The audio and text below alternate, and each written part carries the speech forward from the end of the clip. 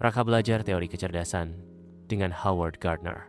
Pada suatu pagi yang cerah, Raka sedang duduk di taman sambil membaca buku psikologi. Tiba-tiba, seorang pria dengan kacamata tebal dan senyum ramah mendekatinya.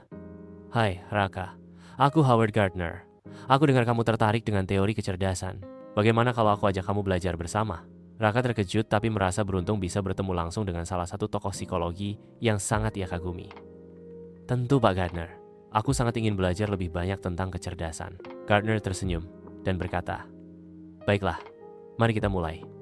Aku adalah orang yang mengembangkan teori tentang kecerdasan majemuk atau multiple intelligences. Menurut teoriku, kita semua memiliki berbagai jenis kecerdasan, bukan hanya satu. Jadi, bukan cuma mereka yang pintar matematika atau bahasa yang bisa disebut cerdas. Ada banyak jenis kecerdasan yang berbeda." Raka penasaran. "Apa saja kecerdasan itu, Pak?" Gardner menjelaskan dengan tenang. "Aku mengidentifikasi 8 jenis kecerdasan. Yang pertama adalah kecerdasan linguistik, yang berkaitan dengan kemampuan berbahasa. Orang dengan kecerdasan ini biasanya pandai menulis, berbicara, atau bercerita." Raka mengangguk. "Aku suka menulis dan berbicara di depan umum. Apa itu berarti aku punya kecerdasan linguistik?" "Betul," jawab Gardner dengan semangat. Jenis kecerdasan berikutnya adalah kecerdasan logis matematis. Ini adalah kemampuan untuk berpikir logis, menganalisis masalah, dan memahami konsep matematis. Orang dengan kecerdasan ini sangat baik dalam berhitung, memecahkan teka-teki, atau melakukan eksperimen ilmiah. Raka mulai merasa lebih paham. Oh, berarti kalau aku pandai berhitung atau menganalisis, itu termasuk kecerdasan logis matematis? Betul sekali, kata Gardner. Selanjutnya, ada kecerdasan spasial. Ini adalah kemampuan untuk berpikir dalam bentuk gambar dan pola. Orang yang memiliki kecerdasan ini biasanya bagus dalam seni, arsitektur, atau bahkan navigasi. Raka berpikir sejenak. Jadi, kalau aku pandai menggambar atau mendesain sesuatu, itu termasuk kecerdasan spasial? Ya, tepat. Gardner mengangguk. Ada juga kecerdasan kinestetik, yang berhubungan dengan kemampuan mengendalikan tubuh dan gerakan.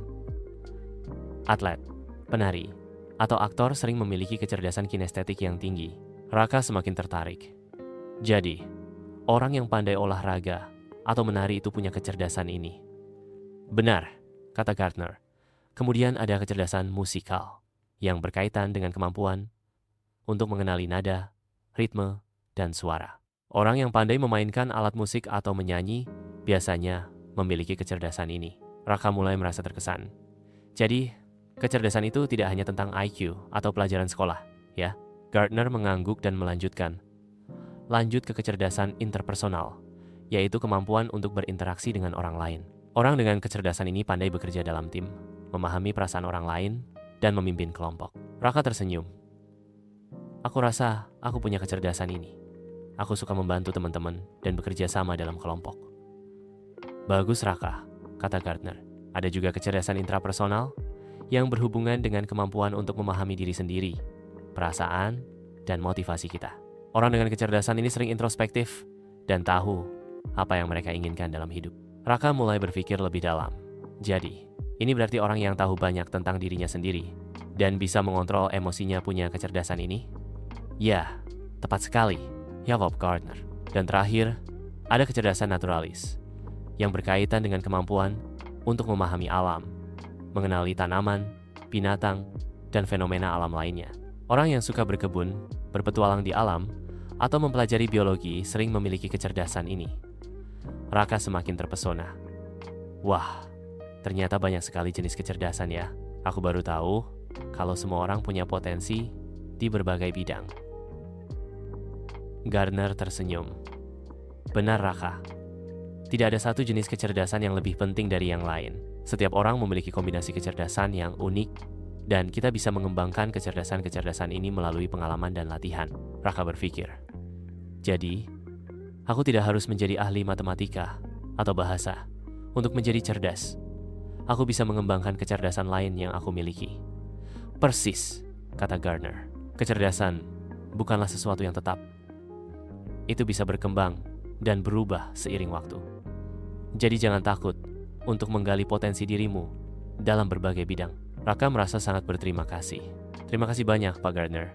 Aku akan lebih menghargai setiap kecerdasan yang aku punya dan terus mengembangkan diri. Senang bisa membantu, Raka.